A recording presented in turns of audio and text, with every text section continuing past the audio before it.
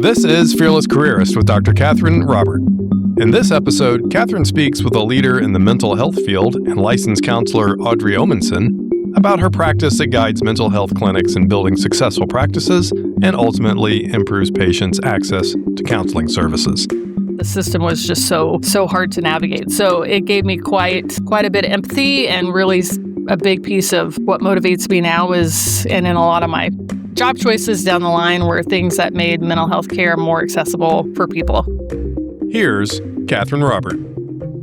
A well-run organization prioritizes efficient processes that support rather than hinder employees' operations.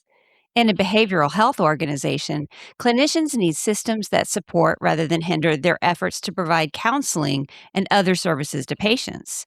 But paperwork, governmental compliance rules, and poor systems are often a huge source of stress that adds to the already taxing work of a mental health provider.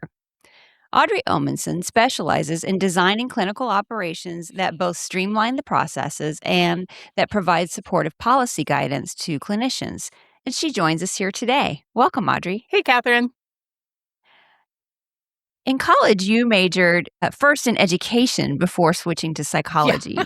What was your original idea of what changed? I was like, I have to put something down. I don't know. My mom was a teacher. I guess I'll just put that. I mean, that was about as far as it went. I was similarly undeclared was the title. Yeah. Uh-huh. So what changed that made you major in psychology? Well, first I had a friend who majored in education who was a year ahead of me, and I saw what some of her classes were, and I was like, oh, no, nope. Being in a small room with a bunch of small people all day long, my introvert self, I don't think can handle that. So part of it was that. And then I also happened to just take a human development psychology class. It's just one of the required kind of liberal arts electives. And I was like, oh, this is kind of interesting. I like this. And so I went into the next thing after that, and here we are. Well, shout out for liberal arts, because then it worked, right? Yeah, you got absolutely. To find your passion. You went straight into a graduate program after earning your bachelor's degree. Yes. Did you know at the time what kind of work you wanted to do with a master's? Well, the reason I went for the master's was because I knew that was an education requirement to get licensed as a counselor. So that was why I did that so immediately afterwards, and knew exactly why I wanted to do it, was because that was specifically what I had to have if I wanted to be able to do any of the counseling things at all. One thing I always liked about the counseling field in that direction was, even though at that time what I knew about the field was still so limited, I knew there's a lot of flexibility in what kinds of roles you could do, like who you worked with, what types of places you worked at, the kinds of clients you had. So while I didn't necessarily know for sure what kind of clients I wanted to work with, I liked that there was some flexibility with that. And some of my jobs I had in college and grad school were very community service oriented. I also was drawn to the idea of a profession that was serving the community in some sort of way. So those things together are what really informed that, going straight into grad school. Mm-hmm. Yeah, it's like nursing. You can be serving young children all the way up through elder care. Right. You could be in a hospital. You could be home health. You could be in a regular doctor clinic. It can look so completely different depending on where you're at, who you work with. I liked some of that flexibility. Did you work while you were in college, either undergrad or graduate school? Yeah. Yeah, I worked the whole way through, which I am grateful for, but also, it makes you tired. Yes, I worked full time. I know what you mean. Grad school, I frequented, there was a Taco Bell right by where I worked and a Taco Bell right by school, and I didn't have a lot of money. And so Taco Bell really got a lot of patronship from me that year, but I've never eaten at Taco Bell again since grad school because I had it so much then I've never been able to touch it again after that. That's so funny. I would scrounge in my car seats for quarters so I could buy the cheapest thing at the college cafeteria, which was a baked potato.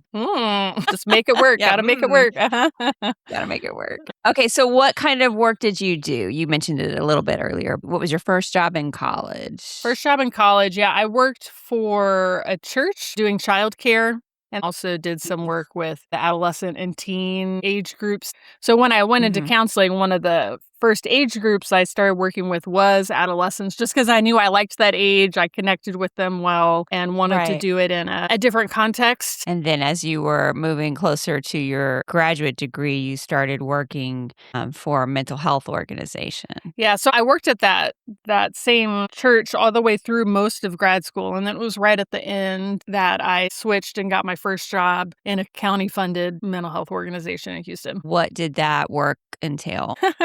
So it was, I mean, for anyone who's ever worked community mental health, they know it's extremely high need population. Often, especially lower income people, access to mental health care is really hard to come by because you have super long wait lists. If you go outside of anything that's funded by the county, it's cost prohibitive. It's way too expensive. So there's a Right. really high need, but there's not much funding for it. So people are often overworked, under-resourced, across the board. They had different intensity levels of clients that you could be assigned to. So I had one of the higher intensity client levels. So people who were newly out of inpatient mental health stay or a jail-related mental health stay who needed a higher level of support right when they were coming out of that to help them transition back into whatever their regular day-to-day life looked like. So these are folks that had anything from psychosis, schizophrenia.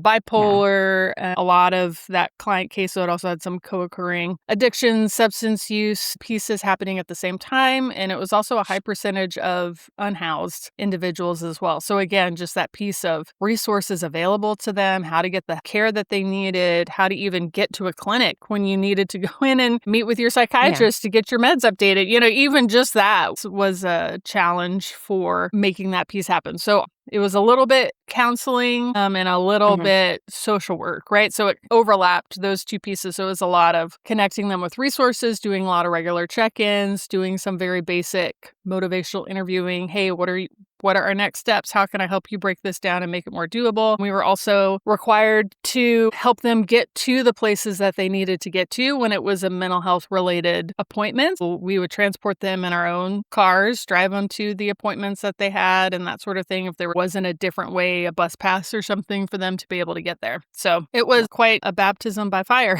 going into that. It was an intense setting, but I learned a lot. And I'm glad I had that as my first experience because it really gave me a real life experience of how hard it is for people who really need the mental health support to actually access it and how difficult navigating those government funded, county funded systems are to even just get someone to call you back. Right. So many of my clients were really, really trying and doing their best. And it was just, the system was just so hard to navigate. So it gave me quite a bit of empathy and really a big piece of what motivates me now is, and in a lot of my job choices down the line were things that made mental health care more accessible for people. It sounds so challenging for a 22-year-old, especially transporting people in your personal car. Yeah. Did you have a partner with you for the home visits and the driving? Solo.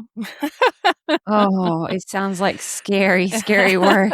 I should have had some question marks when the first 3 weeks of training, half of it was spent on self-defense and those physical ways to subdue someone without harming them if something really out of pocket happened. I never had to actually use any of that, but I remember thinking, they sure are spending a lot of time on this. I will say, though, the clients knew we were there to help them. They wanted us to be there. I never actually really felt unsafe with my clients. Sometimes the settings we were in felt a little unsafe just because I don't know the other people around. They don't know who I am. I'm this random, tall, pale, white lady walking through, like with a government badge on. They're like, who is this? What are you doing here? But for the most part, my clients wanted me there, wanted me to help them sort things out. But it was intense. I've heard since they changed their policy, no one transports clients in their cars anymore. They have a different system for that now, which is probably a good move.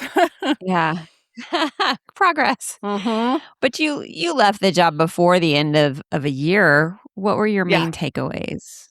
Well, a big piece of why I left was I was just extremely burnt out. I was finishing that.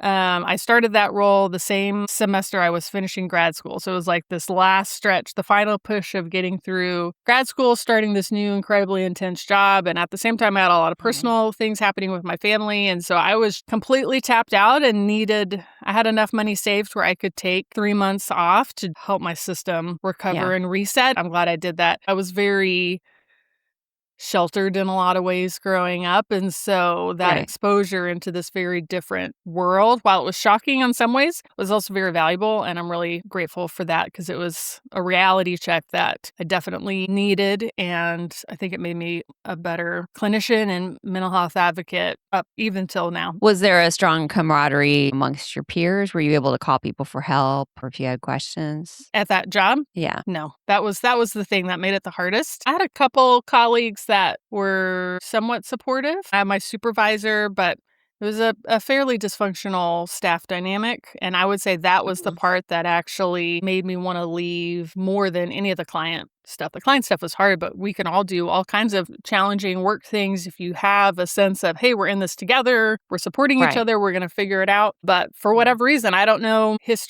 long-term history of what was set up, but it was a very in it to cover my own back, stay out of my way. We're all just trying to get our own things taken care of type of environment. And Possibly their own self-survival strategies, right? yeah, everyone was just trying to make it through. But that was the piece for sure that made that burnout thing burn faster. And that was another thing, though, was experiencing that too. It really informed the types of questions I asked and what I looked for in every other job moving forward, and also really began my interest in what creates healthy staff dynamics. How do we create support and open, caring spaces for colleagues? We can be professional, but that's different than being cold. So those things pretty early, both that mental health access piece and then also the component of real team camaraderie. How does that really get formed and actively supported? Those were probably the two biggest impacts for me coming out of that. Where did you earn your internship hours for your degree? Yeah, so I did that at a place called the Monarch School. I was doing that internship concurrently when I was working the county mental health jobs. They understood the requirements of grad school and licensure. They did let me go one day a week to that school to complete my internship hours, and then I just worked a few extra hours during the week to offset my time, but they let me be flexible with that. After that 3-month break where I left the county mental health and kind of gave myself some recoup time. At the end of that time, I reached out to my supervisor that I had at the school, and I was just putting feelers out for jobs because I need some income. I have to find a job now. So I reached out to her and several other people. She was like, hey, they're hiring an admissions director and they need someone with a counseling licensure to do it because it was a therapeutic school with a therapeutic milieu. So whoever did admissions, it was basically much more like intake for day program type thing. We also had a residential program. So they needed someone with counseling training and licensure to do that. I applied, and that's how I ended up getting my first job there as director of admissions, was because of that contact. And then they also knew I really wanted to do some of the direct client support as well. So they let me go into the adolescent age program in the afternoons for one period. So it was about an hour and a half every afternoon. And I would go in and do all kinds of different groups with the students. That was a nice balance. I really liked the admissions piece too, because I was regularly meeting with the psychoeducational diagnostic team because everyone that we enrolled had to have full assessment and testing done because everyone we had some sort of neurodiversity going on. For some reason, typical school settings weren't working for them, whether it was a learning difference or behavioral or emotional challenges. I got to work with the diagnostic team, learned a lot about assessments, interpreting assessments. I was the one who would get the copy of all of that and have to do the full psychosocial interview with the family and compose a pretty notable document on everyone so that it could inform the leadership of what kind of program to place them in if we had the right supports available for them. I really got to work with almost every component and program in that whole school, in addition to doing those groups in the afternoon. I really enjoyed getting to use my counseling psychology knowledge throughout the whole day, but in a lot of different capacities. It wasn't just only therapy support. It was test assessment and interpretation and meeting with leadership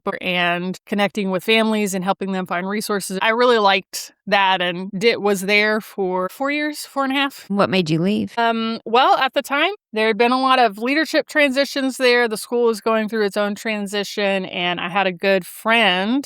I was kind of craving trying something different, being in a different setting. And as I'm sure everyone who has worked in educational settings know, the school schedule is intense. So it was a lot of really early mornings. And so I was like, hey, it'd be nice to not wake up at 5:30 every day. I wonder if there's a job where I could like shift my schedule a little bit. Yeah, one of my good friends we were roommates in undergrad. She also became a counselor. She was working at a small counseling center in the area, Nick Finnegan. She was like, hey, they just got this grant-funded position for a staff counselor. You'd actually just be paid to be there and be available for like walk-ins. You should apply. She knew I was interested in trying something different. I applied and I ended up getting that role, and that grant funding only lasted for a year. So I wasn't quite sure as we're approaching the end of that. I mean, they liked me. I liked working there. I knew they wanted to figure out a way to keep me around, but going from a salary position to suddenly, if I stayed, it would have been just hourly whenever I saw clients, like a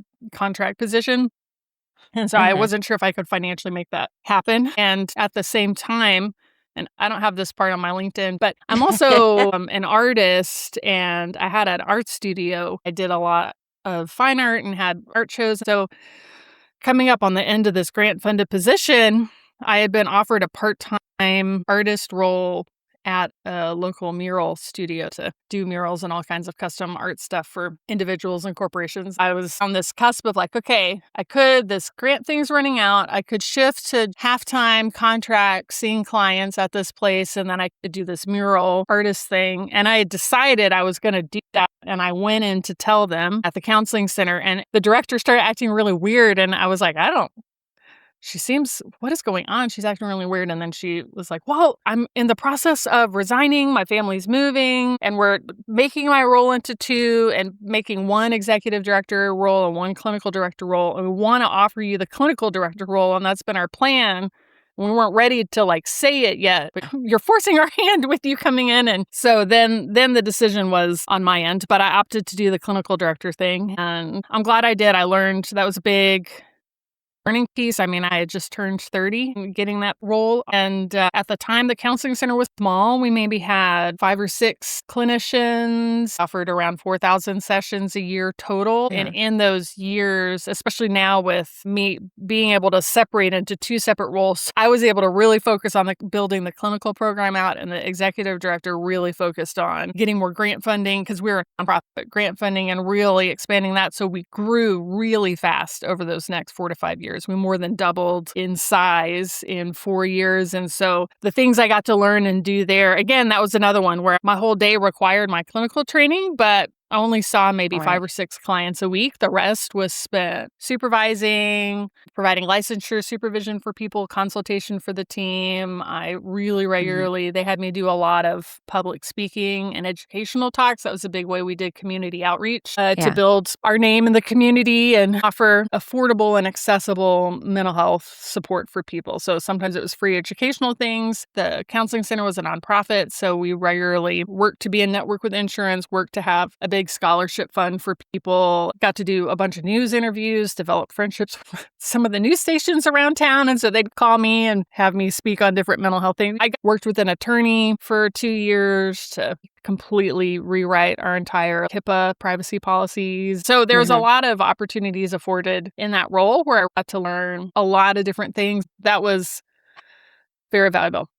Managing a large budget, managing a team, expanding in the community, public speaking, building out credentialed continuing education programs. We offered a lot of those on a regular basis. Continuing education's like writing curriculum out for that and presenting. There's a lot of different components that happened, and it was a really cool experience to be able to do that. And I had a lot of freedom and flexibility. While the executive director was technically my boss, she very much treated me like an equal. She fully trusted me with anything remotely clinical or client related. I had a lot of freedom to pursue any of the directions that I felt really interesting. So I built out a practicum training program. So that was where we had graduate students from different universities who were finishing their clinical licensure come out. We partnered with a bunch of community organizations to offer free counseling. It was cool to be able to have that flexibility and creativity to reach and build out in the directions struck me as interesting. And I've always loved the supervision and training and clinical support. So that was one that I leaned in especially with. Yeah. So the clinicians could focus on the thing they were there to do, which was see patients, and you took care of answering any questions they had about HIPAA. Yeah. Yeah. And one thing we did there that was unique, most places, they don't do consistent consultation, individual consultation for clinicians unless they're completing a licensure requirement that requires regular consultation meetings. But I made it a point to 1 to 2 times a month have an individual meeting with every single clinician to just talk through anything they needed. So sometimes it was client related, sometimes it was just work, staff, dynamics, but really wanted to invest and support them so that they felt confident in what they were doing and the support that they had. I always like to ask about people's COVID experience, especially those who were in leadership roles as you were. What kind of changes did you have to make during COVID? Oh my gosh, that was, as it was for everyone, a wild ride. But yeah, I remember the week before all the official shutdown stuff actually happened for real. So it was that week when everyone was confused and like, is this for real happening? Like, what? There's no way they're going to shut stuff down. No, right? Like, so we were all having those conversations. And on Wednesday, I woke up, I might have had a dream even. I woke up and I was like, we've never offered any kind of telehealth, any kind of virtual anything. It might be worth me just researching it today to like just know what the options are. I don't know. And that Wednesday, by Friday, I was signing a contract with Zoom. And then on Monday, that's when the shutdown order came. And we had to fully launch it and had everyone completely remote telehealth only by Tuesday. So in less than a week, it went from, it might be a good idea to, maybe I should look into that, to fully being implemented. But I'm really glad that I listened to that little gut feeling that came up for me that morning, because that's the only thing that allowed us to pivot that quickly and actually be able to not lose any service days in the process. Right. If I had been trying to do that the next week, that would have been a lot harder, more chaotic. But yeah, we did that. Had to write out the policies real quick, give everyone training real quick. Those first few weeks were a lot of 12-hour days and then just laying on the floor in my house afterwards and staring at the ceiling, like, okay, we're just sorting it out. We eventually, after a couple months, figured out our safest protocol. There's a few people who couldn't or wouldn't do in-person or virtual for whatever reason. And so we figured out protocols for that to try to do that as safely as possible. But yeah. Wild West, for sure. Mental health piece, too. We had an explosion of calls. Obviously, people dealing with all kinds of stuff. That ended up being one of our highest session number year ever.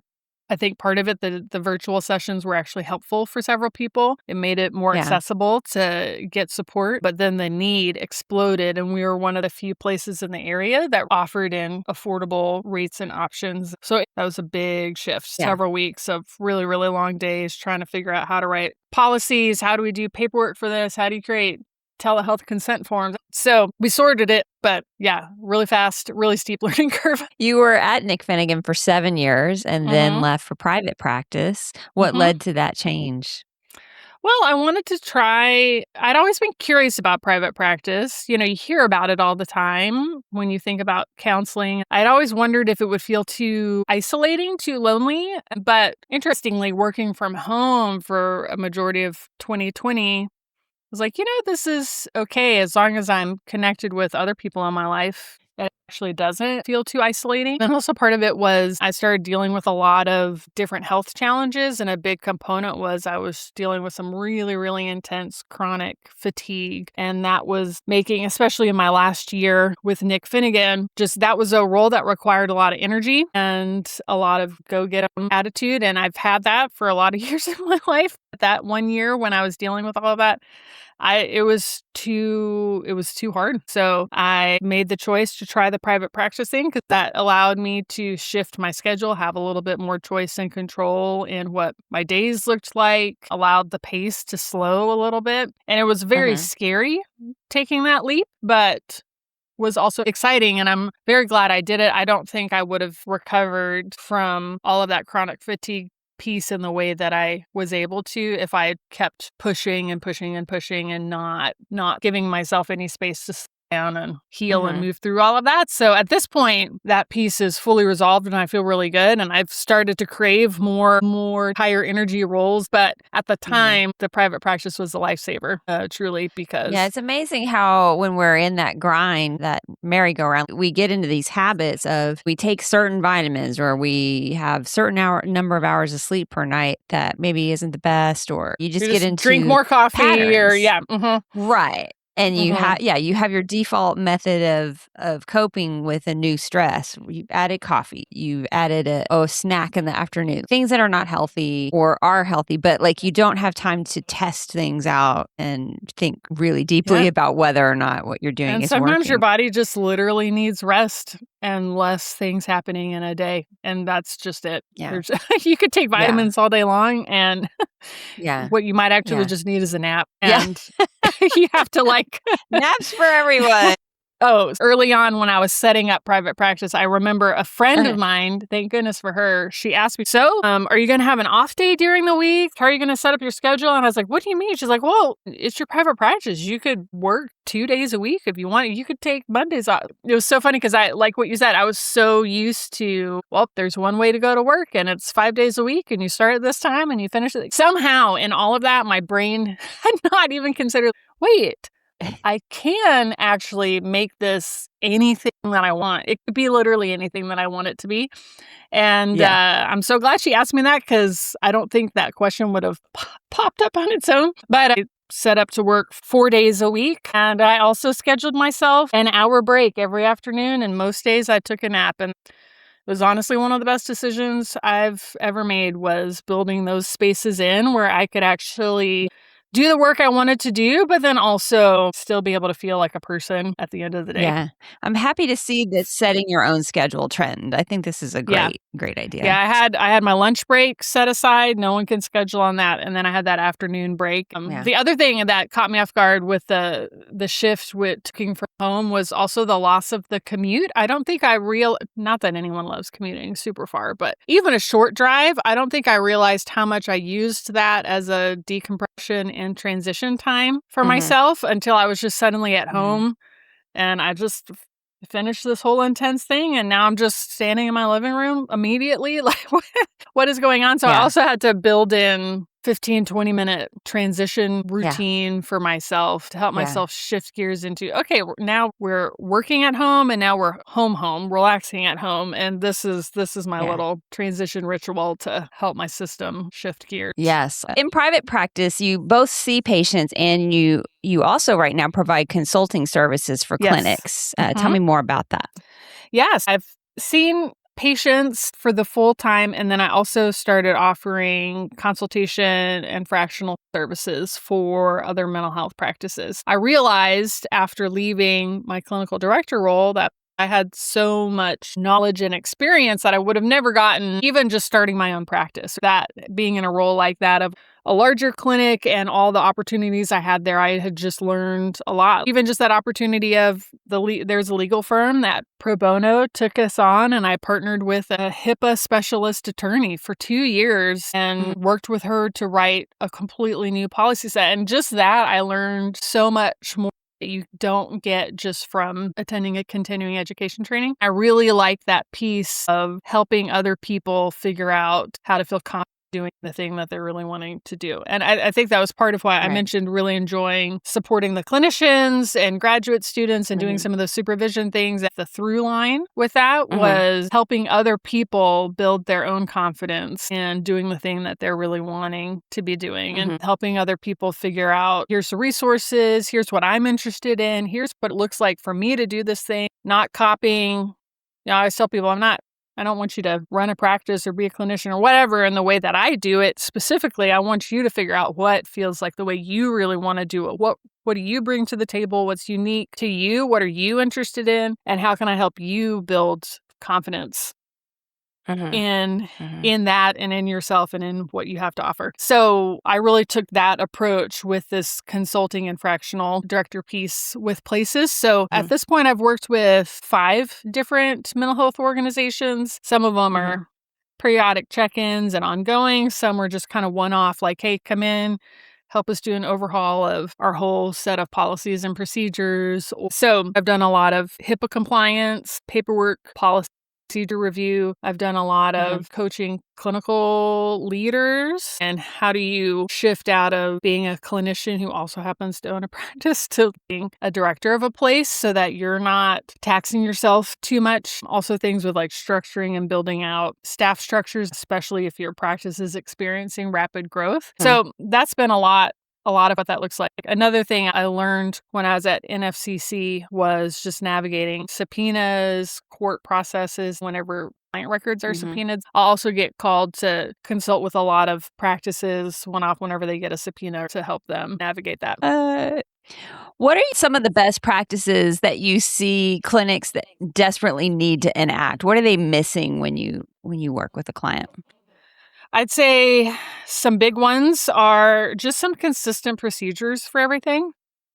Again, a lot of clinicians, we get similar training around ethics and everyone has to know HIPAA to some extent. I think there's an assumption that, okay, especially if it's a smaller practice that's just starting to build out is, yeah, we're just seeing the clients, but like actually sitting down, writing out just for the basics. You don't have to be over the top, but just the basics of what are a few of the common situations and how do we respond to them? And I'm talking just like a client calls to set up a counseling appointment. I'm not even talking like if something bad happens, but just actually putting some language to that and making it consistent.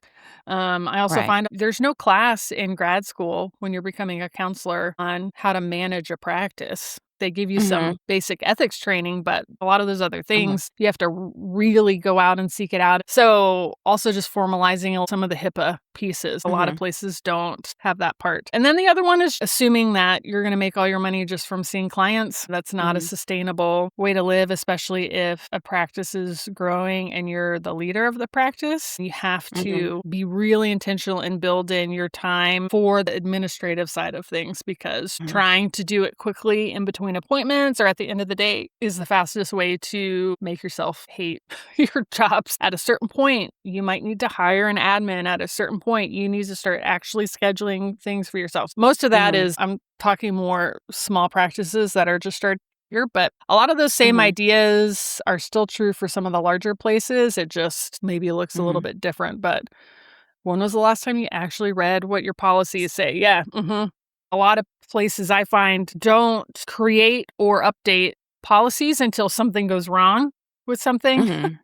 And then it's like this, it's like a scramble to try to fix it, but it's after the fact. Often because it's being done in this fear reactive type way, often it's not super well thought through. It has a lot of extra steps in it. It's not actually based in the real life day-to-day of the people who actually work there.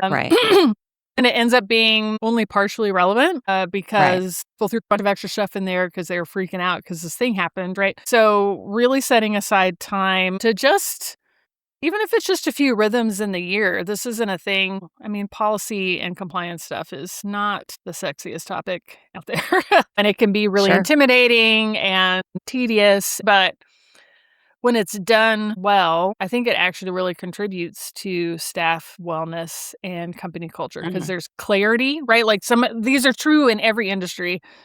Clarity from leadership, clarity and consistency, right? Across the board. When leaders ask for things to happen, they're doing it. You know, the follow through is going to happen. It's consistent. Even if it's something that people don't like, there's a great article in one of the Harvard Business Journal. There's a great one on emotionally intelligent leadership. I read this years ago, but it still sticks with me now. It's this piece of like, hey, even if you're delivering bad news, layoff, whatever, clarity from the beginning is the number one thing that makes a difference with staff culture and morale, even if it's something that they don't want to have happen. They understand why. They understand what's coming next. They understand, like, they don't feel like there's secret keeping happening. So that makes a big difference. You're not being redundant on, again, if you're just being thoughtful, some check-ins, it doesn't have to be overwhelming, but that makes a really big difference on staff culture and morale because the stuff they're being asked to do makes sense. It's not a lot of busy work that someone didn't think through. We're just doing it because that's what some person said we had to do one time. But that sort of thing can actually really be a powerful tool for improving the experience of your team and helping prolong team members staying and reducing turnover. They understand what's being asked of them. It makes sense, even if it's stuff they don't love to do. No one loves doing paperwork, but yeah, we understand why we're having to do this set of paperwork and the reasons why it makes sense. The follow through makes sense. Leadership is taking time to actually understand the real life day-to-day of people here. Goes a long way to show you care about the people that work for you, right? Yeah. You and I met at the Texas Brain Economy Summit, where we held great interdisciplinary conversations about improving brain health. What organizations in your field provide vision and guidance for healthcare clinics? There's quite a few. One that I've been talking with more recently is the Schwartz Center. They do some really cool stuff. Based in Boston. They're a nonprofit. They're doing a lot of wellness and empathy, compassion training for medical care providers, but then also on the back end with staff culture in medical settings. They are providing a lot of support for hospital teams and clinic teams across the board to really do that work well, and also not just for the providers, but also to improve patient outcomes. That's a big one. Feeling like your medical team is actually listening to you is a huge predictive factor for client outcome. Another one is National Council for Mental Wellbeing. They're one that, again, another nonprofit, but they work across the board with all kinds of mental health clinics. So some are community center-based, similar to that place I worked in my very first job, to any kind of mental health clinic you can think of. They also do a lot of really cool work at the policy level with advocating for policy shifts, but they have a whole practice improvement branch and team that works with clinics. They do a lot on the national scale. There's a lot that are state specific. Even if you're just searching mental health practice coaching, mental health practice improvement, mental health consultation, how to set up that depends on what stage you're at in that process, whether you're an individual setting up your own practice for the first time or you manage a large organization. There's a whole range of options. And it's just a matter of looking and being willing to admit that you need some support and coaching. And that's a completely appropriate and developmentally normal place to be anytime you're learning something new. So Right. What advice do you have for young professionals who are just getting started in their careers? If you don't already have one, find some sort of mentor, coach that's in the field. If you get lucky, like your licensure supervisor, if you connect with them, they can be a great person for that. But find someone that's been in it for a little bit longer than you. Just develop a friendship with them. And one of the most important things is to know that you are not going to know how navigate every situation, whether it's a client thing or a policy thing or a HIPAA thing. You can't know all of that. Having someone that you can talk to and process some of those things with is going to be a big one. And then the other one I would say is just take care of yourself. Burnout is real, especially on the mental health side of thing. And at the beginning of being in the field, it can be challenging to get jobs that really feel aligned with what you're really wanting to do, but pay attention to that, take care of yourself. And then the last one is just be creative. There's a lot of ways to use your mental health background. And sure, some of it might be direct counseling, but I'd say 80% of my career has not been spent in a room with a client. It has been spent doing a lot of other things that all very much required my mental health background and training, but we're not actually face-to-face one-on-one client sessions. It was leading trainings. It was doing speaking events. It was coaching other clinicians and staff and supporting them and knowing how to navigate stuff. It was creating policies. It can be so many different things. And there's a lot of ways to be creative and open-ended with what that might look like. Where do you see, after this private practice, where do you see your career headed? What's in the future for Audrey? Well, I'm hoping to build more partnerships and connections with organizations that are making an impact on a more national scale. All the work I've done for the most part has been in Houston and Texas in general. I've done a little bit of training and coaching and supervising for a few people in some other states, but for the most part, it's been more just state specific. So I'd really love to expand and challenge myself with partnering with some new places, taking on some new projects, new goals, new something with other organizations organizations that are making an impact in the mental health field on a national level. That feels exciting and interesting to me at this point moving forward. Taking that thought leadership that you've been building in practice on a larger scale. Yeah. Audrey Omenson, it has been a true pleasure having you as my guest. Thanks for sharing today. Thank you for having me, Catherine. I enjoyed it. To learn more about Audrey Omenson's consulting and counseling practices, see the link in our show notes. I'm so excited you're here, and remember, you're not alone on your career journey. Together, we can share our stories, move boldly into that perfect job, and we can light the path for our future fearless careerists. I'm Catherine Robert, and I can't wait to hear your story. Fearless Careerist is available on Spotify, iTunes, and YouTube. Subscribe there or visit us at catherinerobertedd.com.